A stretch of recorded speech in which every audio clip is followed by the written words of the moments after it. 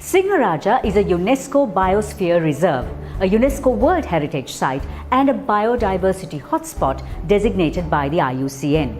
But not even the fact that 95% of the endemic birds to Sri Lanka, vegetation showcasing more than 90% endemism, hosts of endemic agamas, amphibians, primates and mammals, including the only two resident elephants in the reserve, leopard and most importantly black leopard, has stopped the rape of this virgin forest.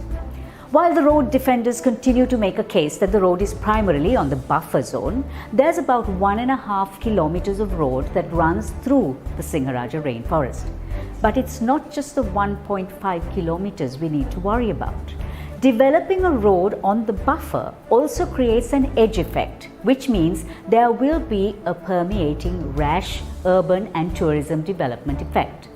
A concreted road opens up all possibilities, all of which will see yet another large slice of our rainforest die a painful death due to the short-sightedness of a handful. Into our studios came environmentalist and convener of Rainforest Protectors, Jayantha Vijayasinghe, who has been fighting passionately to halt the construction, citing the destruction that would ensue at the initial phase of the project.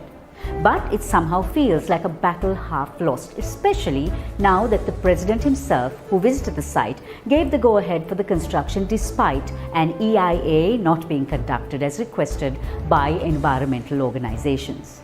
This is an illegal construction, but it's still going ahead despite the fact that environmentalists have informed the Forest Department, the Central Environmental Authority, the Minister of Environment and the President himself.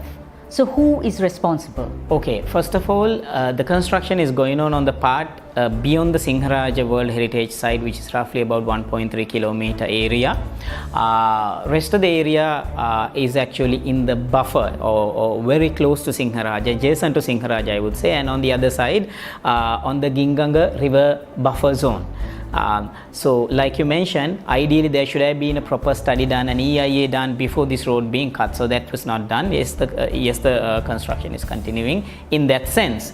Who is behind? Well, I would say honestly the property owners in this area who have either legally or illegally grabbed huge pieces of land. Some people own roughly about 25 acres to 30 acre lands, and even the villagers claim that they don't know how these people got hold of these massive forest lands and how they have deeds.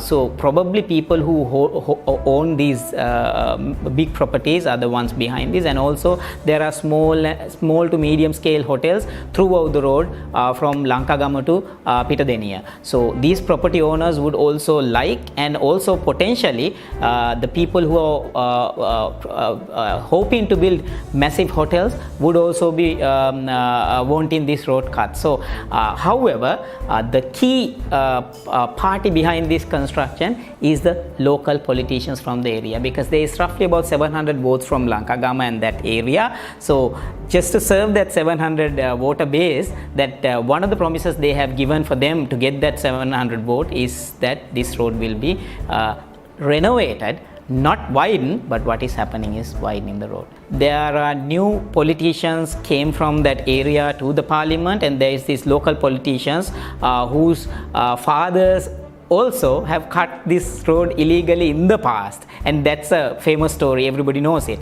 So I think because of pure politics is why this road is not getting stopped.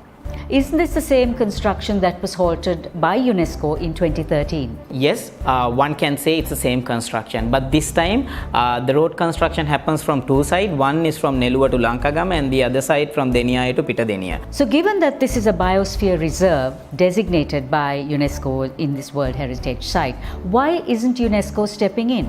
UNESCO have already inquired from the government, and what they say is that the government has said that they are not going to touch this World Heritage Site part, and the rest of the area doesn't belong to Sinharaja. So that's their explanation. So the UNESCO has their powers only within the World Heritage Site. And interestingly, what I need to highlight is that at the time of our initial inquiry when the road was cut, for Department of Forest Conservation, Irrigation Department, Central Environmental Authority, or the Divisional Secretariat and the District Secretariat had no idea as to what sort of a development is happening. They just knew that the road is being cut, but no approval or no guidance or no how would I say, the conditions were given to continue the construction. So what happens if the construction goes ahead and is completed? Lankagama will become another Kitulgala, I would say. As you would know, Kitulgala is one of the most polluted, if not the most polluted river in the country,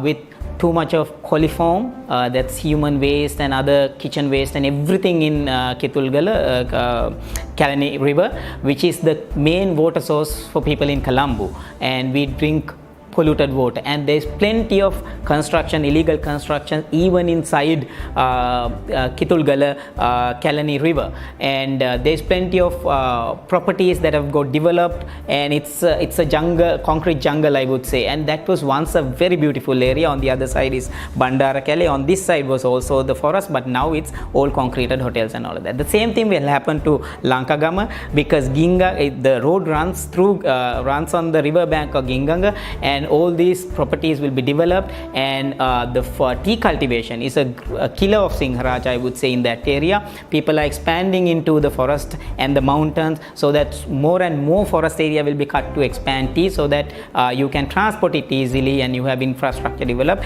And people now, the village started from 4 families, now it's about 200 to 300 families in Lankagama. Most of them are settled from elsewhere, coming from outside, not from Lankagama, and in my opinion, in about say 10 to 15, probably 20 years time, this will double, if not it will be in thousands. People will encroach into the forest, and there will be a lot of illegal activities, bio-theft, and all sorts of activities. Most importantly, finally, now the people have about 42 to 43 kilometer carpeted, very wide road connecting Neluwa and Deniyaya, and when this road is cut and connected, if that happens, it's gonna be like 23 to 24 kilometers, roughly about, 27 to 28 kilometers. Now that would mean all the traffic that used to go through Neluwa to Deniyaya, from Colombo to on the other side from Matara, will take this shortcut. So that would mean, imagine the impact it will have on the Sinharaja, the pollution, the traffic and noise pollution and what not. But that's not all. With traffic cutting through the rainforest, Lankagama will become an urbanized city. Tourism development activities will flourish, nary of the sustainability of ecosystems, and there will be deforestation of large tracts of land, with some being used for tea cultivation and illegal activities, including biotheft, specimen smuggling, poaching, bushmeat, sand mining, and misuse of forest reserves. These will be par for the course. And most of all, with the increased road traffic, can you imagine what will happen to those black leopard who inhabit the forest? Or the only 2 remaining elephants who cross that road, which is their territory, by the way, or the leopard that roam the area? Prepare yourself to see more deaths of precious wildlife reported in the media, not to mention the destruction of endemic species that have thrived for thousands of years. And really, what's to stop roads being constructed in other parts of the forest reserves too? Good luck, Jayantha, in your battle for the good of all of us. Thank you for joining us on Selinco Live. Let's talk.